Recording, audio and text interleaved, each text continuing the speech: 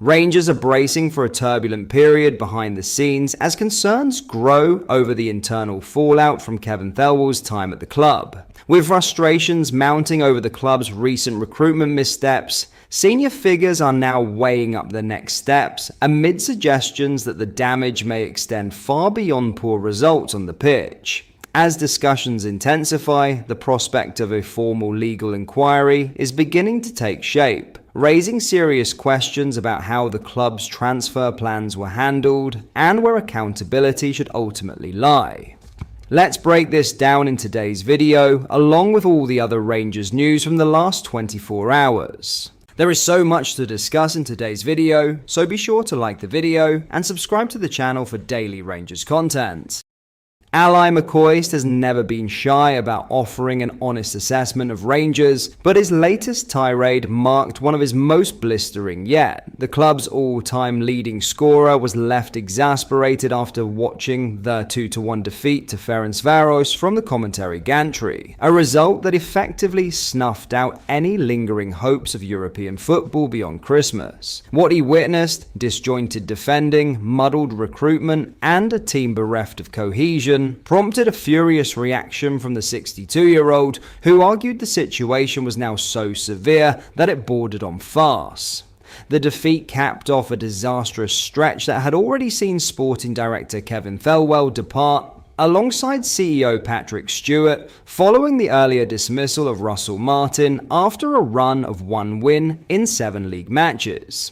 This wider collapse framed McCoist's anger. Significant transfer outlay has delivered little in return, with £8 million striker Youssef Chermiti yet to justify his fee, and £3.5 million signing fellow Ascar struggling for influence. Even short-term reinforcements, Max Aarons, Nasser Giga, and Joe Rothwell, have failed to provide the stability or spark expected of them. For McCoist, this pattern of misjudgment is no longer a one-off or a short-term blip, but part of a sustained decline that has left the team weaker and the fan base bewildered. Speaking on TalkSport, McCoist admitted he was stunned by what unfolded against Ferencváros, describing the performance as one of the worst he had seen from his former club in many years. "I'm not winding you up, lads. I was actually shocked at what I was watching," he said, visibly frustrated.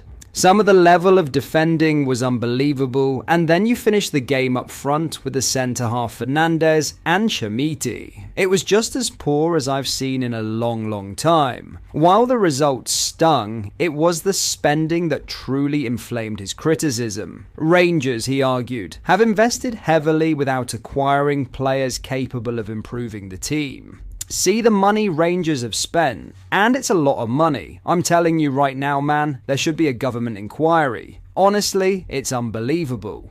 His co-pundit Ray Parlour reflected on the club's 2022 run to the Europa League final, noting how quickly the trajectory has reversed. That comparison only intensified McCoist's anger as he highlighted the staggering drop-off since that night in Seville. The decline has been absolutely remarkable," he said. "Do you know the big thing? I'll tell you. It's as simple as this, actually. They've brought in 6-7 players, and I mean not one of them is any better than the players that have left the club." He was equally damning when discussing the team's diminished goal threat, pointing out the sheer volume of attacking output that has disappeared.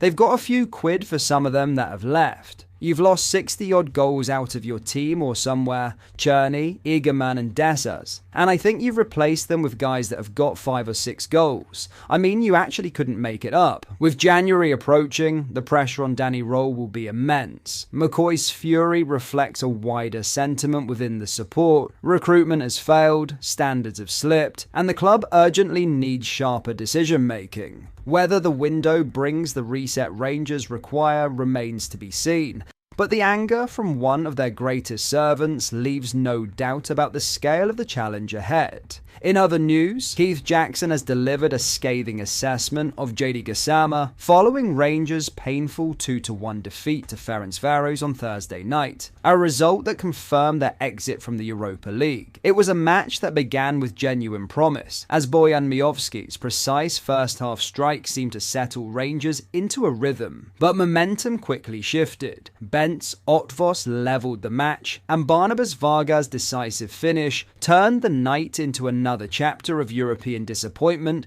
for Danny Rühl's side. For Gasama, the evening represented more than a quiet performance. It served as the latest indication that the winger's early season spark has dimmed considerably under the new manager. Once a reliable performer in Europe, with 5 of his 6 Rangers goals coming on continental nights, the Frenchman now appears a shadow of the player who arrived for £2.2 million after 2 promising seasons in the Championship under Röhl.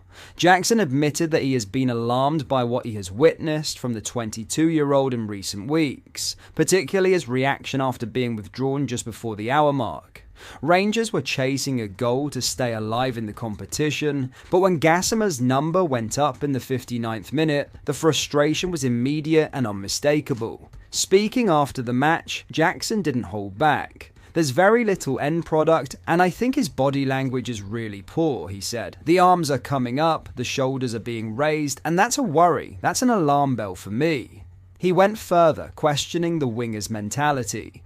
"It looks to me at times as if he thinks he's a bit better than everybody else and doesn't need to put in the same work ethic. If he is their go-to man in the final third, they're not going to go anywhere." It is a sharp contrast to the version of Gasama that thrived earlier in the season. Under Russell Martin, the winger was deployed in a more traditional wide role, hugging the touchline and driving at defenders, a setup that maximised his directness and pace. But Röhl's model is more compact, more structured, and places attackers in closer proximity to the striker rather than letting them isolate full-backs. Gasama has struggled to adapt. The freedom he once enjoyed appears restricted, and his contributions have dwindled alongside his confidence. That said, while Gasama's individual form has suffered, Rangers' broader league performances have improved under Röhl. The collective structure is clearer, the defensive shape more disciplined,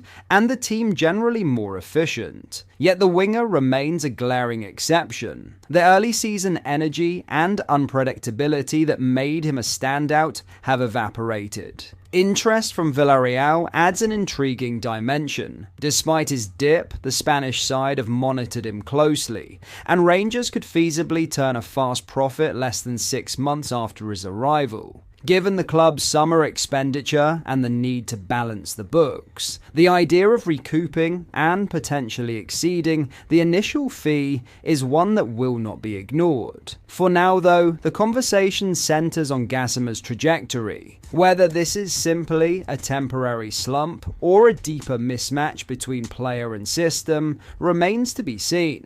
But as Thursday night showed, patience from observers like Jackson is wearing thin, and Rangers face a decision that could shape their January strategy. But that is all for today's video. Thank you for watching. I hope you enjoyed. If you did, please make sure you hit the like button and subscribe to the channel. We post all the latest Rangers news every single day, so join our fast growing community so you never miss out. Thank you. I'll see you in the next video.